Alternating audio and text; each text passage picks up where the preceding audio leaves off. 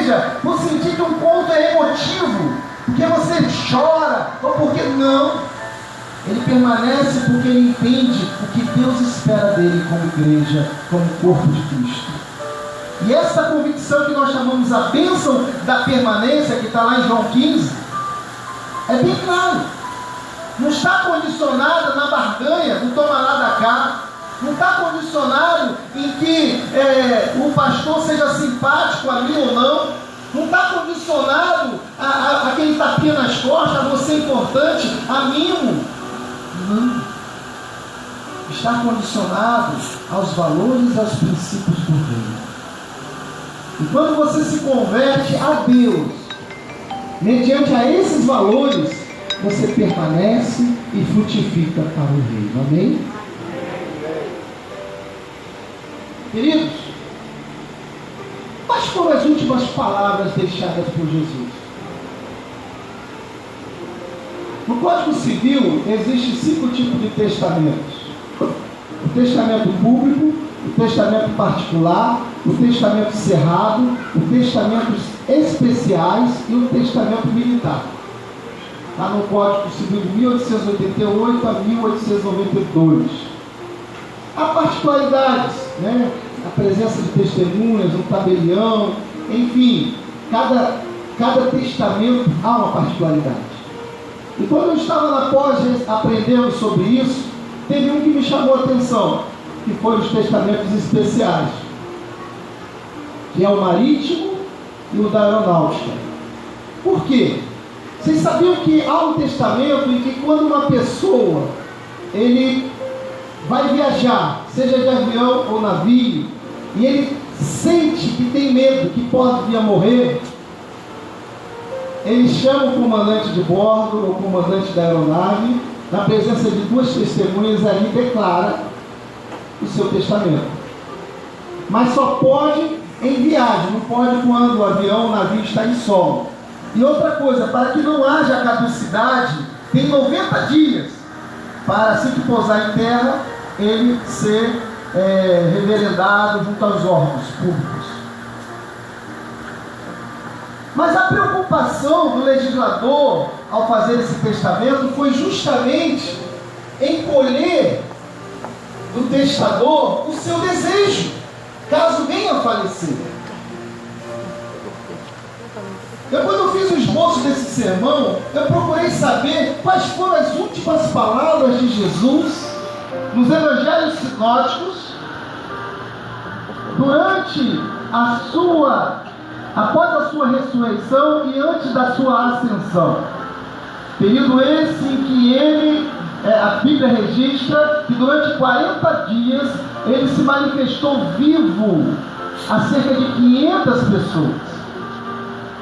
E nesse período, cada evangelista ele faz uma descrição muito linda. É isso que eu gostaria de falar com vocês. Porque eu entendo, a palavra de um testador é o seu desejo último, é o seu desejo final. De modo que nós, como igreja, como a continuidade do corpo de Cristo, nós temos que dar valor também. Quais foram os últimos desejos deixados por Jesus Cristo à sua igreja, aos seus discípulos?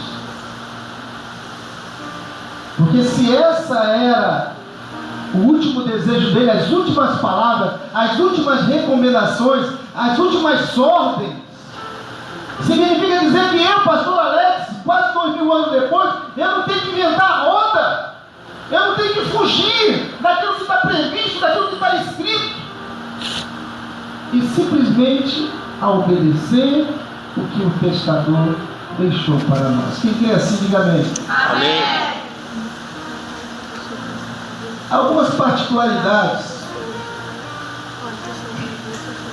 Muitas pessoas pensam que cada evangelho foi escrito por um discípulo direto de Jesus. Não foi assim. Apenas 2, Mateus e João, que foram discípulos chamados diretamente por Jesus Cristo. Marcos e Lucas não. Marcos foi discípulo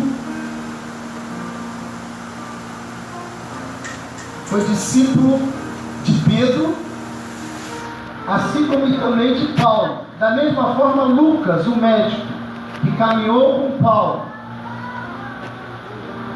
Marcos, ele foi o primeiro evangelho a ser escrito, por ano 64 depois de Cristo.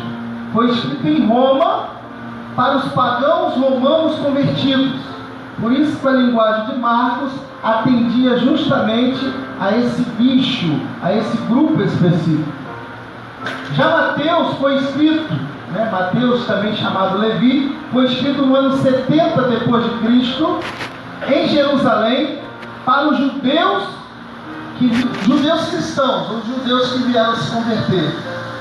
Lucas, no ano 80 depois de Cristo, escrito na Antioquia para os gentios. Já o Evangelho de João, cerca do ano 95 depois de Cristo, nas comunidades da Ásia Menor, escrito em Éfeso. Então, cada evangelho desse foi escrito direcionado a um grupo específico, uma palavra específica. Vamos ver então no Evangelho de João, queridos, quais foram as últimas palavras deixadas por Jesus. João 20,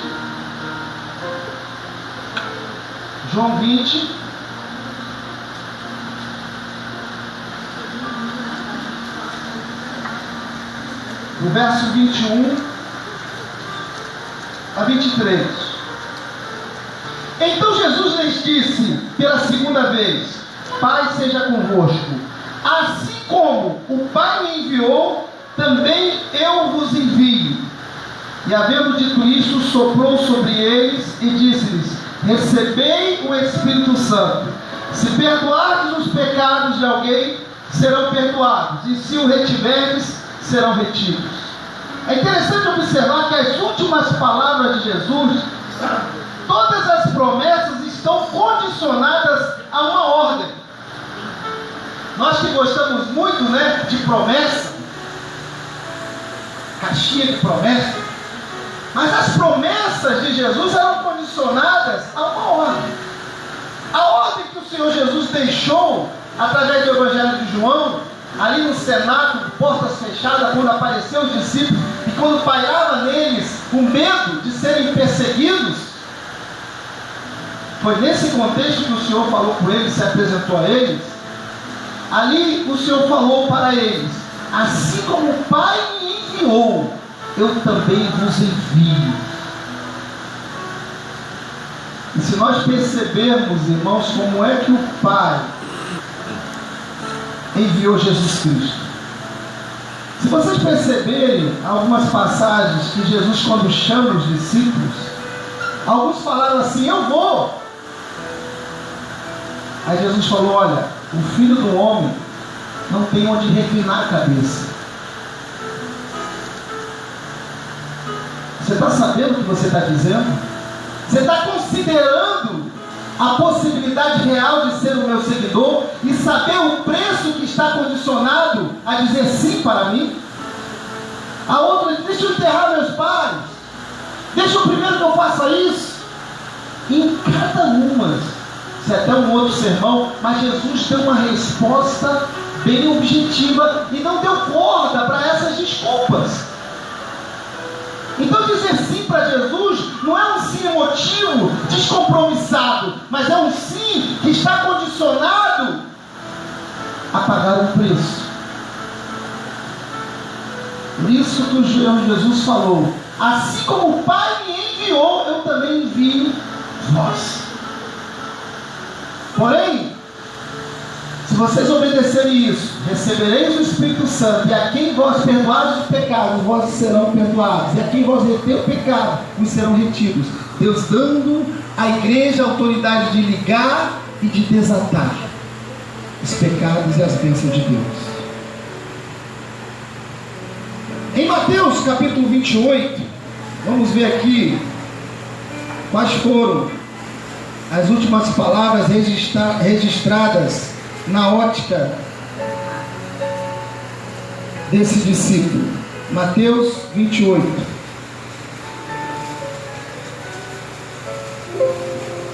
Quem encontrou, diga: vou para o céu. Quem não encontrou, diga: vou também.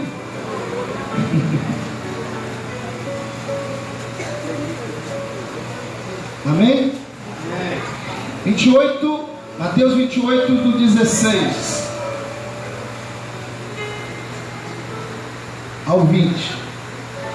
E os 11 discípulos partiram para a Galileia, para o monte que Jesus lhe designara. Quando o viram, adoraram-no, mas alguns duvidaram. E aproximando-se, Jesus falou-lhes: toda autoridade me foi concedida no céu e na terra. Portanto, ide e fazei discípulos de todas as nações, batizando-os em nome do Pai, do Filho e do Espírito Santo, ensinando-lhes a obedecer a todas as coisas que vos ordenei. E eu estou convosco todos os dias, até o final dos tempos. Aqui nós percebemos que através do evangelista Mateus, o Senhor dá a ordem de fazer discípulo de todas as nações, batizando-as em nome do Pai e ensinando-lhes a obedecer todas as coisas que o Senhor havia ordenado a eles. E em consequência dessa obediência, haveria a promessa de quê? Eis que estou convosco todos os dias, até a consumação dos séculos. Sabe por que muitos crentes às vezes não se sentem: eu não me sinto salvo, às vezes eu me sinto salvo, às vezes eu me sinto que eu não sou regenerado, eu não sinto a presença de Deus.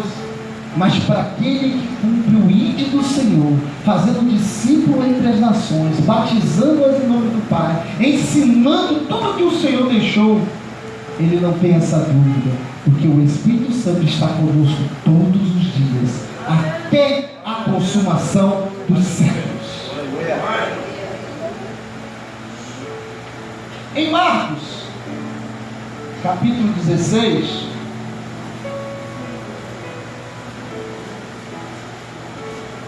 as palavras de Jesus, Marcos 16, verso 14.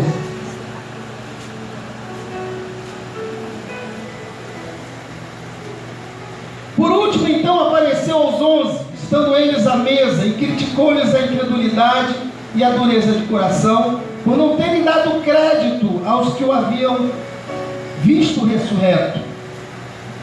Vocês perceberam, no primeiro dia após a ressurreição de Jesus, as mulheres que viram primeiro foram contar para eles, e eles não deram crédito, de modo que quando Jesus apareceu aos discípulos, ele aqui chamou a atenção, justamente porque não haviam dado crédito acerca da ressurreição do próprio Filho de Deus.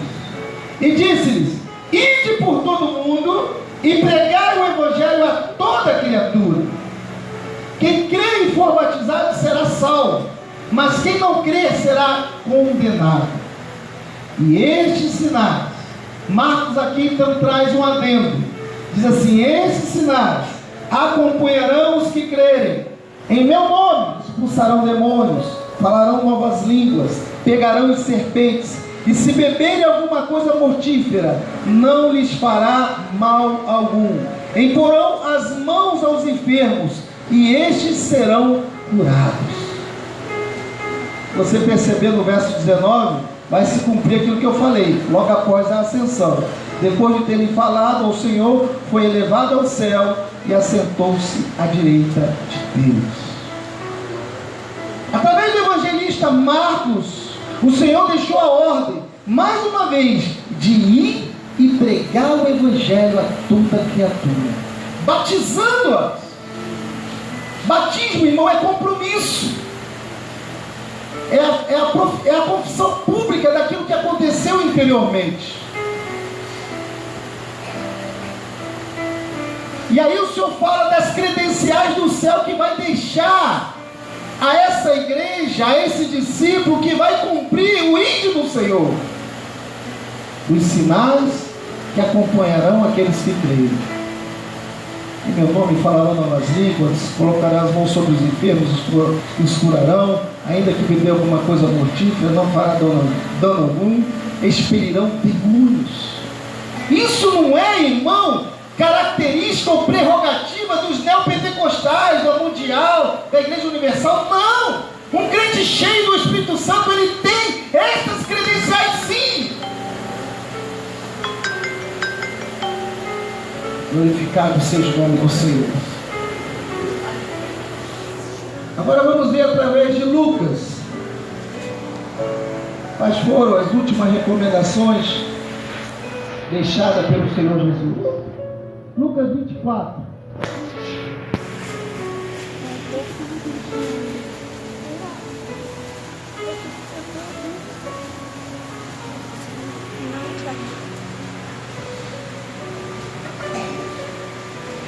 Verso 44.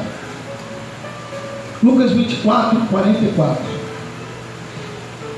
Depois lhes disse: são estas as palavras que vos falei, estando ainda convosco. Ou seja, Jesus no corpo ressurreto, falando aos discípulos. Era necessário que se cumprisse tudo o que estava escrito sobre mim, na lei de Moisés, nos profetas e nos salmos. Então lhes abriu o entendimento para compreender as Escrituras. E disse-lhes: está escrito que o Cristo sofreria e ao terceiro dia ressuscitaria dentre os mortos. E que em seu nome se pregaria o arrependimento para o perdão dos pecados a todas as nações, começando por Jerusalém. Pregaria o arrependimento para perdão dos pecados. Queridos, nós temos visto o púlpito hoje sendo usado com tantas mensagens de autoajuda, 7 passos para alcançar a tua vitória, como tomar posse da bênção, mas nós não vemos pregação de arrependimento para perdão dos pecados. É ou não é?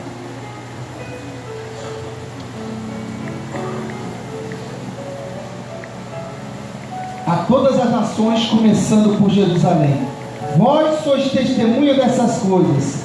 Envio sobre vós a promessa de meu Pai, mas ficai na cidade, até que do alto sejais revestidos de poder.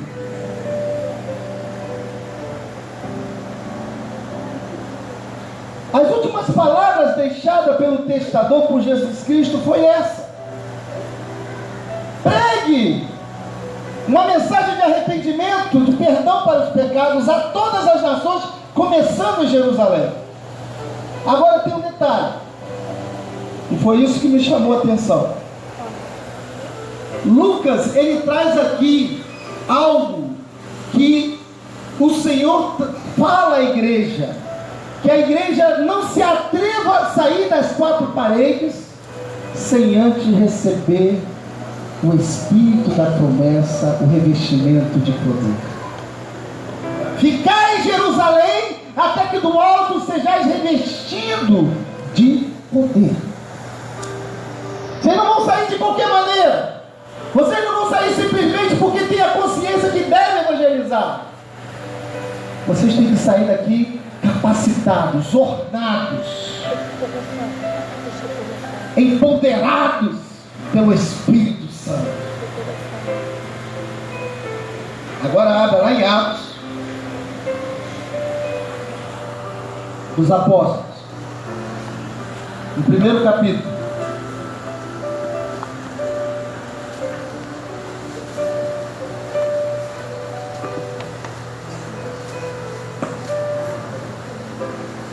Fiz o primeiro relato ao Teófilo acerca de tudo que Jesus começou a fazer e ensinar. Esse Teófilo, irmãos, subentende-se que era um membro da alta realeza, ou um membro rico, abastado. Se vocês não sabem, o Novo Testamento ele estava em construção. Vocês lembram? Evangelho escrito no ano 95. O que Jesus trazia na sinagoga, lia, eram os papiros do Antigo Testamento, a lei, os salmos e os profetas. Então, estava tudo fresquinho. Cada discípulo daquele caminhando com Jesus, anotando os milagres, os detalhes, respeitando a particularidade de cada um daquele que estava tendo essa visão, como eu acabei de falar. Lucas, o médico, ele era mais detalhista. Subentende-se que esse Teófilo, ele estava financiando para que Lucas escrevesse. Tanto escreveu o Evangelho de Lucas, como escreveu o livro de Atos. Então ele falou assim para Teófilo, fiz o primeiro relato, ó Teófilo, olha, esse tratado que eu estou escrevendo para ti, acerca de tudo que Jesus começou a fazer e a ensinar, até o dia que foi elevado ao céu, após ter dado orientações pelo Espírito Santo aos apóstolos que o escolheram. Lembra que eu acabei de falar de orientações quais foram? Depois de ter sofrido, apresentou-se vivo também a eles, com muitas provas incontestáveis, aparecendo-lhe por 40 dias e falando das coisas referentes ao reino de Deus. Enquanto participava de uma refeição com eles, ordenou-lhes que não se ausentassem de Jerusalém. Olha lá, Lucas 24, 49. Não se ausentassem de Jerusalém, mas que esperasse a promessa do Pai, o qual disse ele de me ouviste, porque na verdade João batizou com água, mas vós sereis batizados com o Espírito Santo dentro de poucos dias. Os que se haviam reunido perguntaram: Senhor, é esse o tempo em que restaurarás o reino para Israel? Ele lhes respondeu: não vos compete saber os tempos ou as épocas que o Pai reservou por sua autoridade, mas recebereis poder quando o Espírito Santo descer sobre vós, e sereis minhas testemunhas, tanto em Jerusalém como em toda a Judéia, Samaria, até os confins da... O que o Senhor Jesus deixou escrito aqui, irmãos? Que a igreja dele ia avançar, ia proclamar as boas novas de salvação, tanto em Jerusalém, Judéia, Samaria, em todos os confins da terra, mas antes receberia o Espírito Santo. O Espírito Santo de poder. Poder, recebereis poder. Dínamos.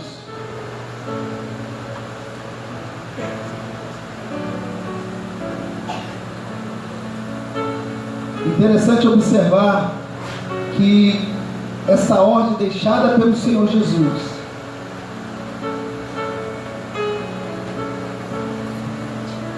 que eles ficassem em Jerusalém até que do alto fosse revestido, viria promessa sobre eles de poder, de revestimento de poder.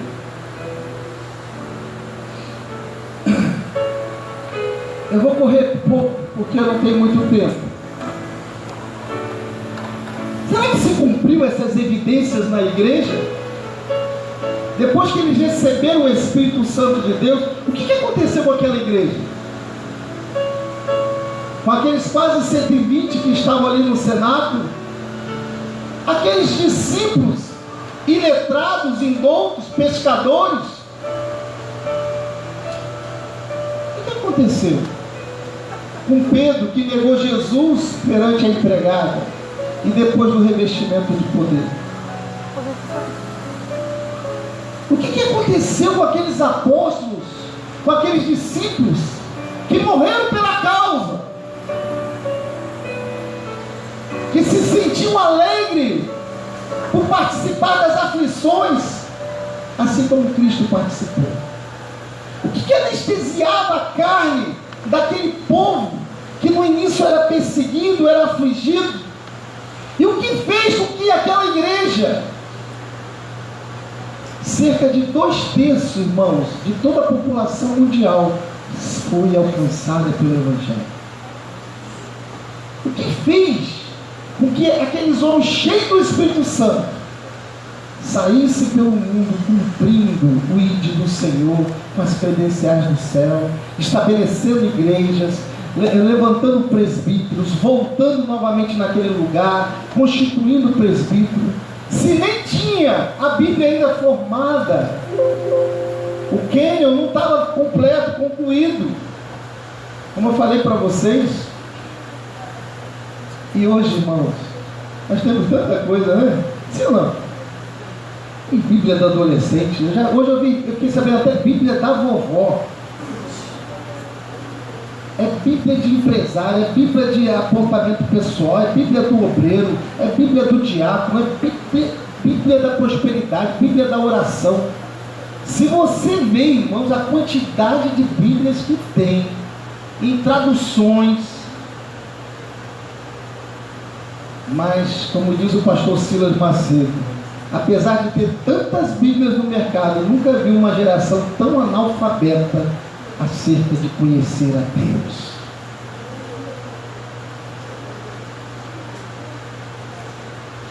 Hoje nós temos igrejas, irmãos, para todos os gostos, para os pentecostais, para os neopentecostais, para quem é quietista, para quem é pietista, para quem gosta do culto tranquilo, quem é sessionista, quem acredita na contemporização, tem gosto para tudo.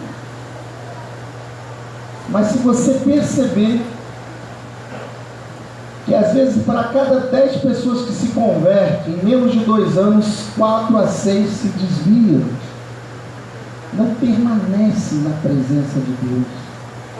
Essa bênção da permanência que eu falei, não existe. Por quê? A Destarte disse, tem lá na parábola do semeador, cada coração corresponde a uma personalidade. Aqui caiu ao pé do caminho, aqui caiu entre os pedregais, aqui caiu entre os espinhos e aqui caiu em boa terra. A palavra era a mesma, mas o que eu fiz com essa palavra reflete. É por isso que às vezes eu não sou um crente boa terra que dá 60, 30, 90 frutos. Às vezes eu sou pé do caminho, aquela que fica na superfície, no raso. Não quero me aprofundar, não quero me envolver, não quero me comprometer. Crente que não se aprofunda, irmão, ele é levado por qualquer vento de doutrina. É por isso que fica na superfície, vem o inimigo e come. Crente pedregais, irmão, são os escandalizáveis. Está lá na Bíblia. Que quando vem a luta, vem a dificuldade, vem a tribulação, ele não resiste e se escandaliza. São aqueles crentes que vêm dentro da igreja só quando as orações são respondidas, só quando o pastor visita, só quando tudo está dando certo. Quando ele está dando testemunho aqui na igreja, quando ele está sendo alvo de atenção, mas quando começa a passar pelo deserto, quando começa a ficar desempregado, quando as orações já não são tão respondidas tão rápido assim, quando não recebe oportunidade, quando não está aqui, vou sair dessa igreja, Deus não está aqui não, eu vou para outro lugar, lá vão reconhecer o meu ministério, lá vão me dar oportunidade, lá vão fazer isso, lá vai fazer aquilo. São os escandalizáveis. Não resiste à tribulação, não resiste à provação, não resiste à luta, porque não tem raiz em si mesmo. Está lá. Marcos 4, Mateus 13, parábola do semeador. E aqui caiu entre os espinhos, são os materialistas. Respondidas tão rápido assim. O amor ao dinheiro, a sedução das riquezas, o apego às coisas materiais, impede o crescimento. Ele quer até crescer, ele recebe a palavra com alegria, mas ele está tão embaraçado com as coisas desse mundo. Pastor, tem que fazer plantão, eu tenho que correr atrás, não cai do céu não, pastor. Cai do céu não, pastor.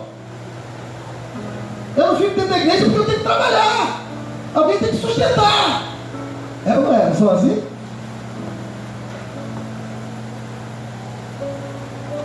São os materialistas.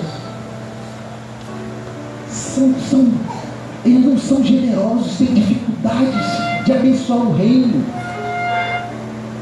tem dificuldade de dizimar, Não, mas não está na Bíblia, não está, isso é da lei, isso é do Antigo Testamento. Não. Mateus 5,20, se a vossa justiça não exceder em muita dos escribas e fariseus, não é digno de entrar no meu reino. E os escribas e fariseus dizimaram. Então o dízimo é um parâmetro, irmão.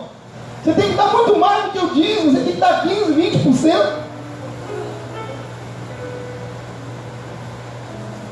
Isso é outra pregação. Mas vocês estão percebendo? A palavra é pregada aqui. Mas é a reação que você provoca no teu coração quando ela é pregada. Se você é crente, se você é ovelha, você vai falar: obrigado, Senhor.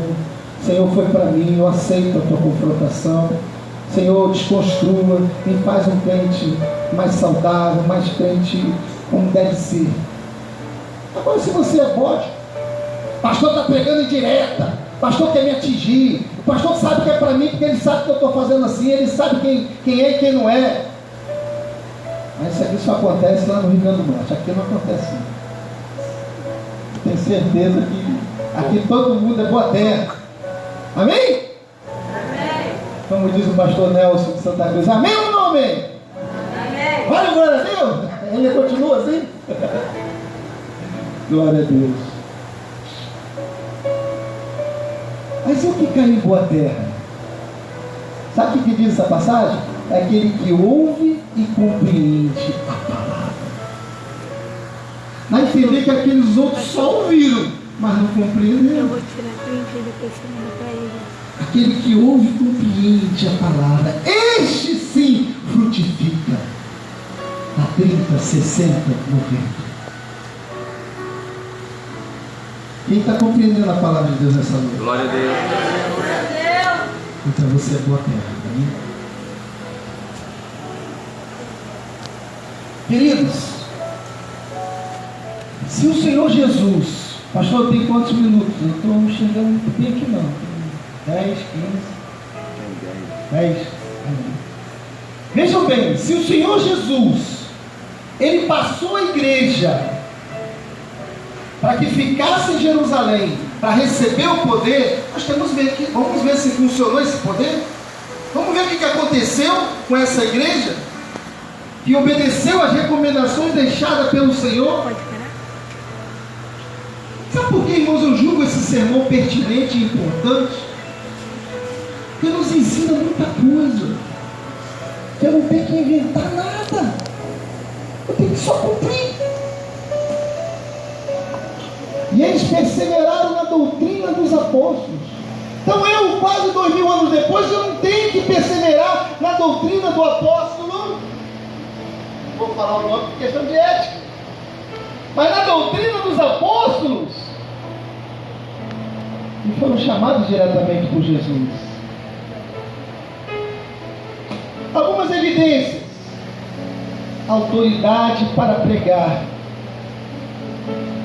Você vê aqui em Atos 2,14. Então, pondo-se em pé com os 11, Pedro tomou a palavra e disse: homens judeus e todos os que habitais em Jerusalém, que isto fique claro para vós, escutai as minhas palavras.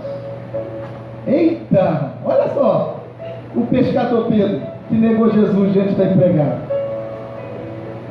Ele levantou cheio do Espírito Santo. Ele pregou um sermão de 7 minutos, irmãos, e se converteram 3.000 almas. E nesse sermão que ele pregou, ele falou, e é isso que é uma outra característica que o Espírito Santo nos dá, ele nos lembra a palavra. Ele lembrou da passagem de Davi, ele lembrou da profecia de Joel, ele lembrou o que estava escrito nos Salmos acerca do Messias. Então ele começou ali a pregar, e o Espírito Santo foi trazendo passagens lá do Antigo Testamento. O que o Espírito Santo faz na vida de um homem e de uma mulher cheio do Espírito Santo? Uma outra característica, irmãos, de uma mensagem de um pregador cheio do Espírito Santo, está lá em Atos 2,37. Ao ouvirem isso, eles ficaram com o coração pesaroso e perguntaram a Pedro e aos demais apóstolos: irmãos, que faremos? Quando um homem de Deus prega a palavra, essa palavra gera no coração disponibilidade para servir. O que nós vamos fazer? Após a pregação de Pedro, eles pegaram: o que nós vamos fazer? Hoje, às vezes, o pastor se esguela, insiste. Irmão, se Deus está tocando no teu coração, me procure após o culto. Nós precisamos de voluntários para evangelizar, para pregar, para abençoar uma família. Aí termina o culto. Cadê o voluntário? Cadê? Foi todo mundo embora. Mas quando, irmãos, o crente é boa terra, e quando a pregação vem do céu, ela atinge o teu coração e gera em você disponibilidade para servir. Catuca o teu irmão assim, com muita educação. A palavra tem gerado no teu coração disponibilidade para servir? Se não, sirva! Aula com isso. Aleluia, Jesus. O cerne da mensagem, irmão, de um sermão cheio do Espírito Santo é arrependimento. 2,38. Pedro então lhe respondeu: arrependei-vos e cada um de vós seja batizado em nome de Jesus Cristo para o perdão de vossos pecados e recebereis o dom do Espírito Santo. Olha só como é que era lindo. Pregação gerava arrependimento. Esse arrependimento tinha convicção de pecado, em que gerava batismo e recebia o dom do Espírito Santo, o selo do Espírito Santo.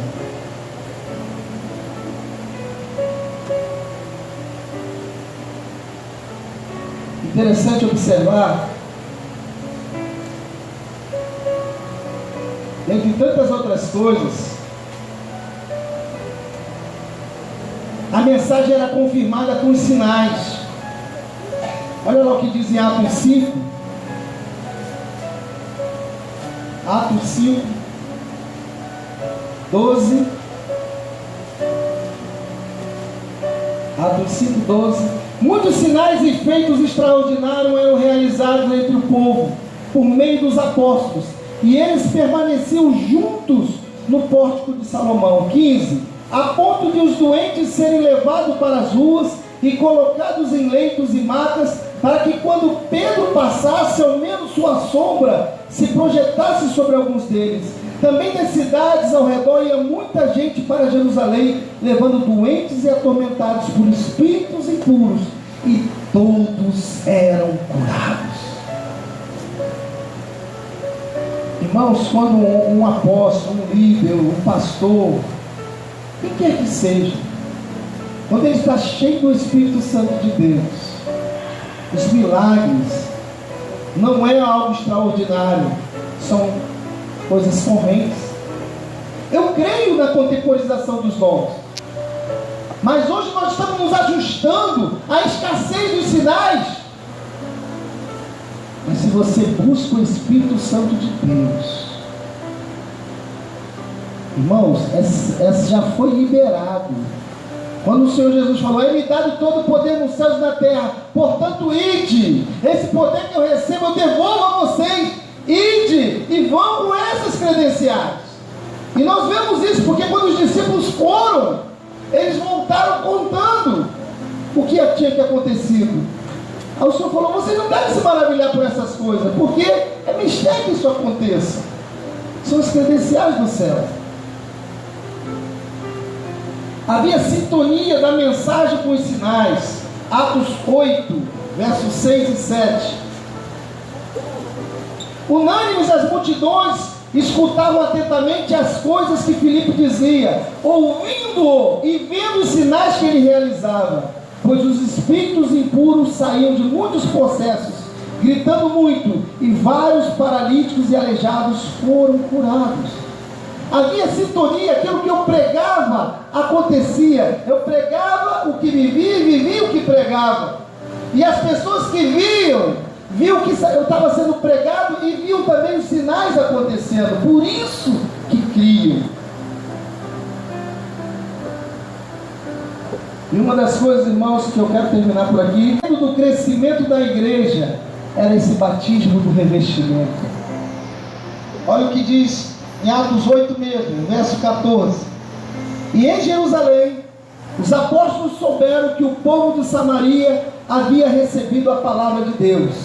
E enviaram-lhes Pedro e João, os quais, tendo descido, oraram por eles, para que recebessem o Espírito Santo, pois ele ainda não havia descido sobre nenhum deles, mas haviam sido apenas batizados em nome do Senhor Jesus. Então lhes impuseram as mãos e eles receberam o Espírito Santo. Está entendendo qual era o segredo?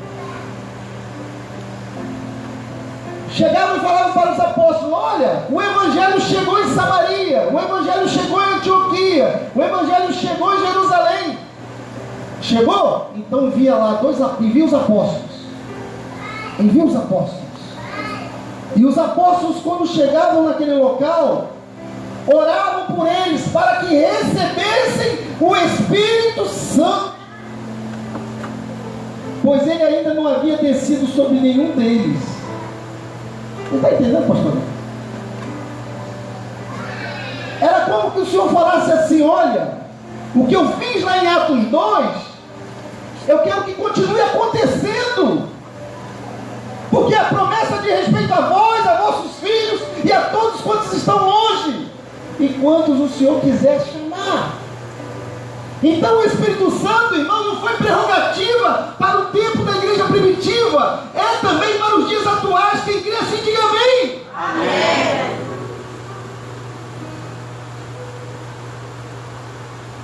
E ali os apóstolos oravam, e eles eram cheios do Espírito Santo.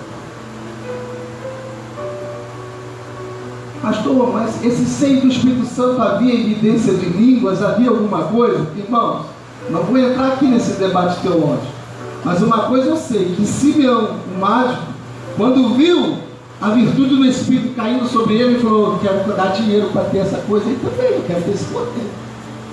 Ele viu alguma coisa, se é língua, se é choro, mas uma coisa eu sei, irmãos, a unção de Deus quando cai, o Espírito Santo quando te reveste, não tem como você ficar parado.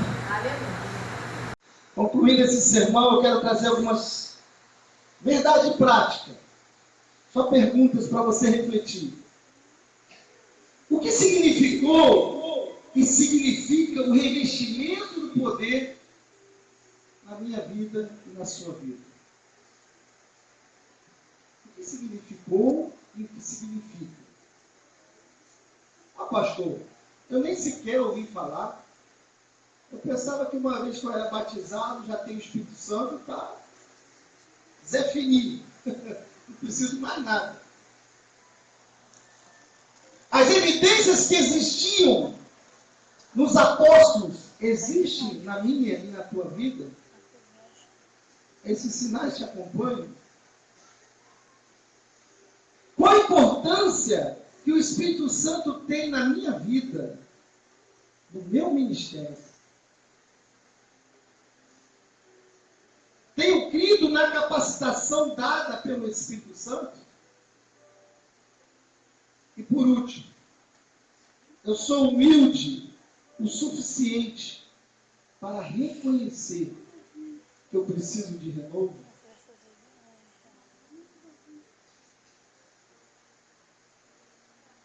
Porque, irmãos, a igreja que o Senhor Jesus vai buscar na última hora,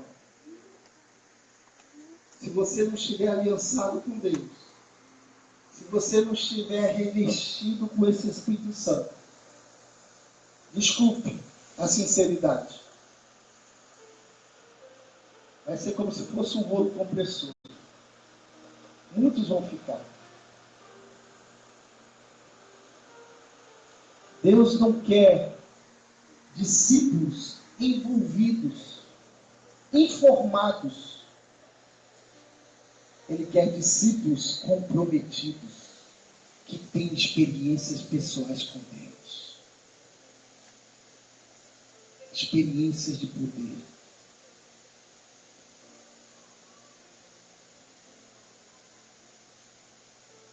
Eu estava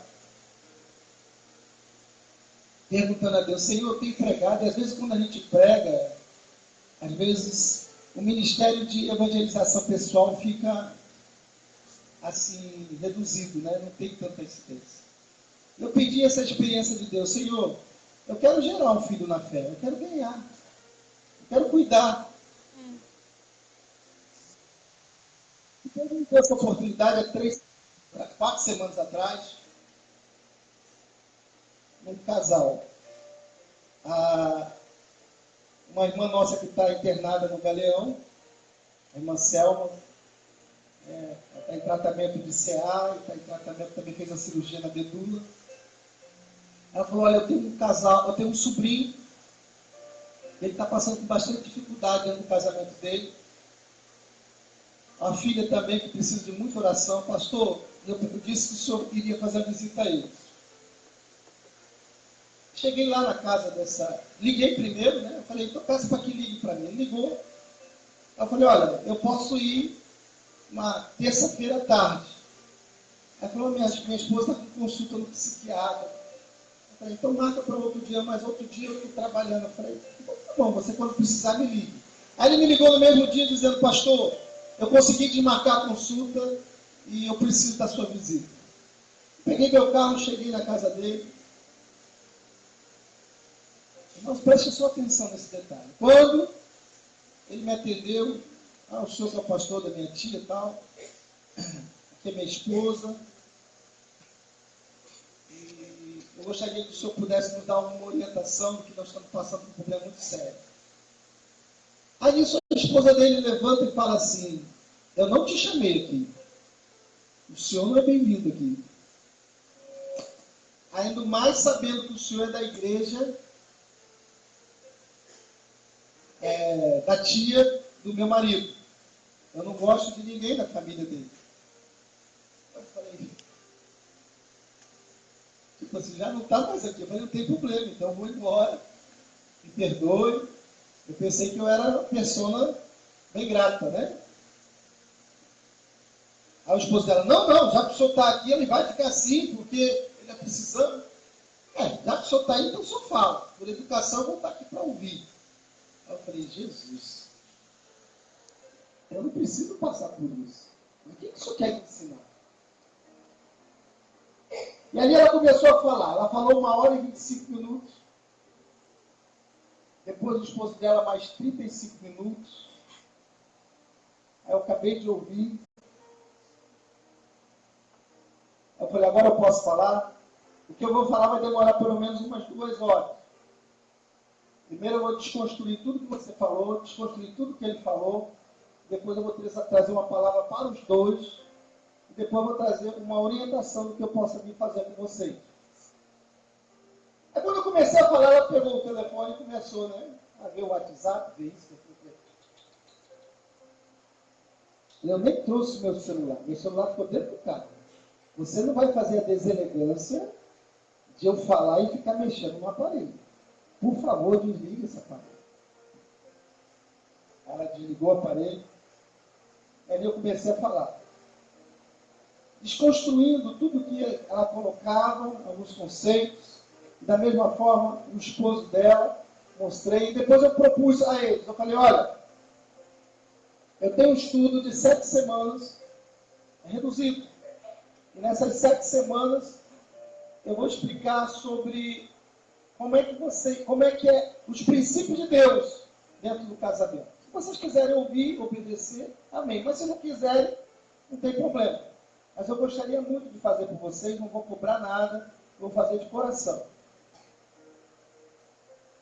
Irmãos, nessa semana, ela tomou 4 Rivotril, era aniversário da filha, teve um problema seríssimo, quis se jogar, o esposo conteve, ela caiu, se machucou, feriu. O efeito desse remédio, em vez de dar muita dormência, a dormir, ela ficou muito irritada, inquieta.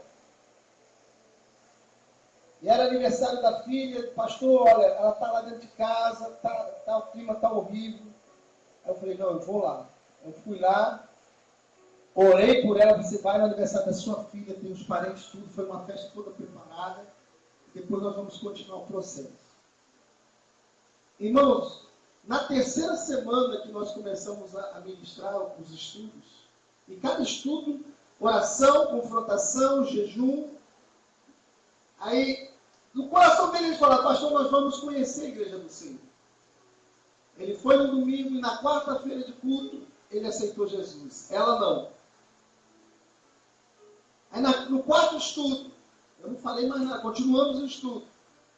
Aí eu estava na faculdade, na pós, eu recebo um WhatsApp. E ela falava assim, olha pastor, eu sou uma pessoa que não é qualquer coisa que me convença. Eu sou uma pessoa muito crítica, que gosta de investigar, de pesquisar. Por isso eu tomo decisões rápidas. Mas uma coisa eu posso dizer para o Senhor. Eu não sei o dia de amanhã. E eu só sei que o Espírito Santo tem me incomodado de tal maneira que eu estou dizendo aqui para o Senhor nesse WhatsApp. Eu declaro Jesus como meu único e suficiente Salvador. Aí ela foi um domingo na igreja e todo dia eu tenho mantido contato com eles. Eles falam, pastor, a nossa filha já tem dormido em paz, ela tem ido para o cultinho das crianças. Nós temos recebido as ministrações às quartas e no domingo, quando o Senhor não está na igreja. E o Senhor fez uma grande obra na vida daquele casal. Eu convido vocês a ficarem em pé em nome de Jesus. Nessa noite vocês ouviram acerca das últimas recomendações que Jesus Cristo deixou para os seus discípulos. Parece que a mensagem ela quebrou um pouco o protocolo, porque é dia dos pais. Mas não. Você ouviu muita mensagem acerca dos pais, o cântico, os agradecimentos. Mas uma coisa você ouviu aqui nesta noite, e você não pode negar. Você sabe muito bem daquilo que Deus espera de você como igreja, como discípulo dele. E se tem se tornado difícil para você cumprir esse ídolo do Senhor, é porque talvez você precisa de um renovo. Você precisa de um revestimento de poder na sua vida. Queridos, no outro domingo nós falamos desse Espírito Santo como nosso aliado, que nos ajuda nas fraquezas, que nos socorre no momento em que nós mais precisamos dele. E eu quero te dizer que o mesmo Espírito que operou no início da igreja, ele continuará operando até o arrebatamento da igreja.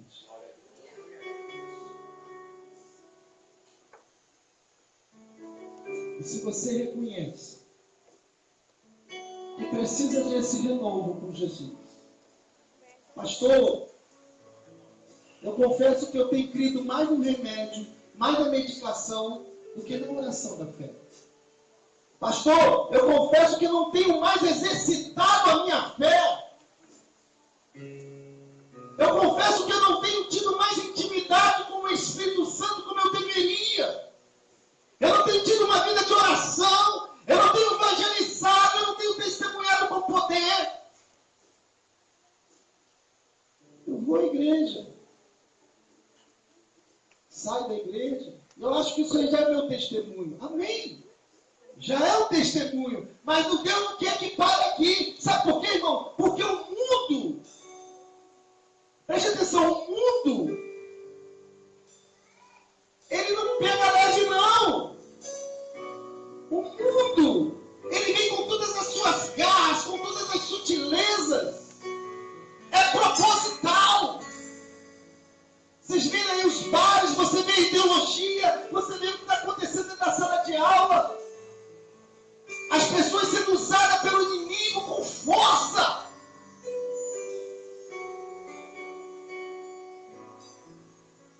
Eu constatei nesse mês aqui, irmãos, 10 dos meus primos, todo todos eles se inclinando para outras orientações sexuais.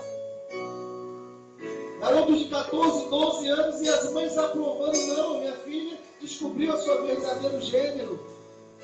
E eu chorava, falei, o que está acontecendo, pai? Deus! Aí minha outra prima falou hoje, você não sabe nada, ainda tem mais 5 que querem se revelar. O mundo tem vindo com força, irmão. O inimigo está vindo com força. E a igreja também tem vindo com força. Rocomalachúria. A igreja tem que vir com poder, com a unção do céu, com o Espírito Santo, com as credenciais do céu, para restaurar esse mundo que está em caos, mundo que está sem referência.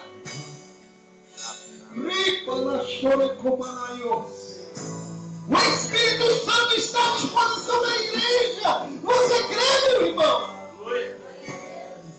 E Deus quer te usar com poder. Deus quer te usar com poder. Agora você tem que crer. Você tem que crer que a promessa diz respeito a você, a mim.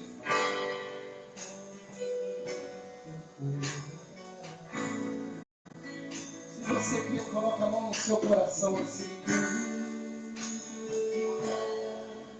E fale com Deus. Fale com Deus. Fala, Senhor Jesus, eis-me aqui. Senhor Jesus, eu creio que a tua palavra caiu em boa terra. O meu coração é boa terra, Jesus.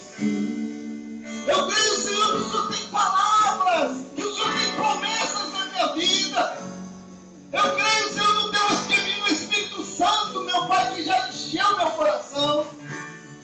Senhor, mas eu preciso do renovo. Eu preciso do revestimento. Eu preciso porque os dias são maus.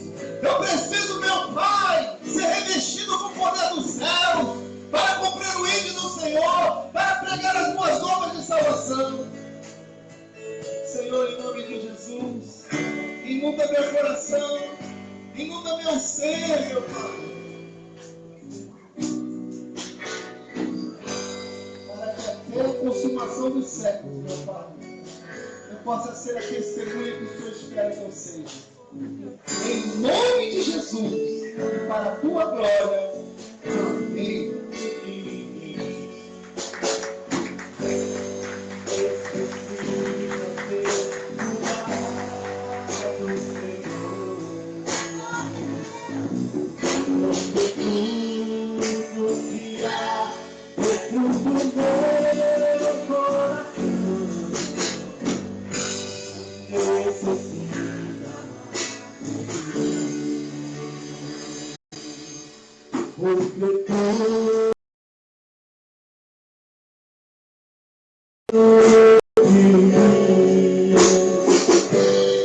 Necessita ser mudado, Senhor, porque tu virá dentro do meu coração.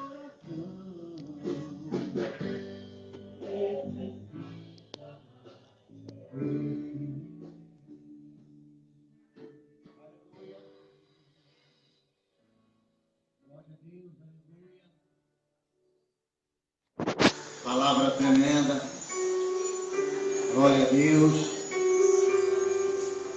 Aleluia. Nós viemos estar atento àquilo que o Senhor está falando à igreja, em nome de Jesus. E nós viemos ter bom ânimo, porque, como foi falado, vivemos num mundo difícil. O mundo não está de brincadeira. Então é hora de nós nos consertarmos perante ao Senhor e levar o Evangelho do Senhor mais a sério, para que nós venhamos estar de pé. Amém? Tá. Sorteio, né?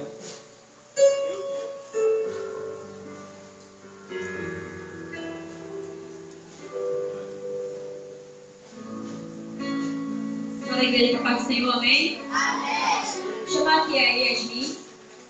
Também quero agradecer a todos que colaboraram, tá? Com o departamento do DIJA, comprando o ticket do sorteio do kit na cura biografia, tá bom?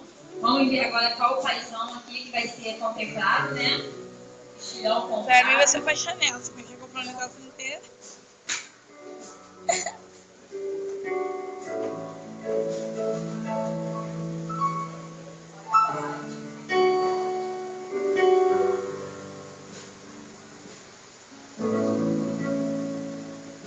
Quem entendeu foi a irmã Verlene, a irmã Adriana e Wagner. Ô, Glória! Quem vendeu o ticket foi a irmã Verlene, o número é 047545. Número 047545. Tá? Foi vendido pela irmã Verlene e quem ganhou foi o irmão Wagner, que a sua esposa comprou. Tá? Meus parabéns. Espera aqui, irmão.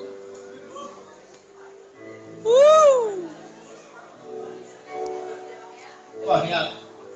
Palmas para ele. Aqui eu agradeço a oportunidade em nome de Jesus. Que Deus te abençoe, meu irmão. Sai daqui pesado hoje. Glória a Deus. Vamos dar a luz da semana em nome de Jesus. 18.